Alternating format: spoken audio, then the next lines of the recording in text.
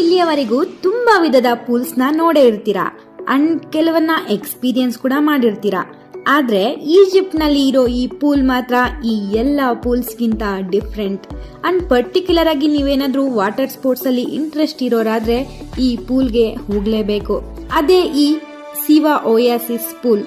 ಈ ಪೂಲ್ ಯಾಕಿಷ್ಟು ಸ್ಪೆಷಲ್ ಅಂದ್ರೆ ಈ ಪೂಲ್ ನಲ್ಲಿ ಜಾಸ್ತಿ ಉಪ್ಪಿನ ಸಾಂದ್ರತೆ ಇರೋದ್ರಿಂದ ನಾವು ಈ ಪೂಲ್ಗೆ ಹೋದ್ರೆ ಮುಳುಗೋದೇ ಇಲ್ಲ. ಇದರಲ್ಲಿ ಮುಳುಗೋಗ್ತೀವೇನೋ ಅನ್ನೋ ಡೌಟ್ ಕೂಡ ಬರಲ್ಲ.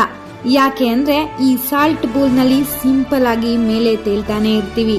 ಅಷ್ಟೇ ಅಲ್ಲದೆ ಈ ಸಾಲ್ಟ್ ಪೂಲ್ ನಲ್ಲಿ ನಾವು ಸ್ನಾನ ಮಾಡಿದ್ರೆ ನಮ್ಗಿರೋ ಸ್ಕಿನ್ ಅಂಡ್ ಐ ಇನ್ಫೆಕ್ಷನ್ಸ್ ಕೂಡ ತುಂಬಾ ಮಟ್ಟಿಗೆ ಕ್ಯೂರ್ ಆಗುತ್ತೆ.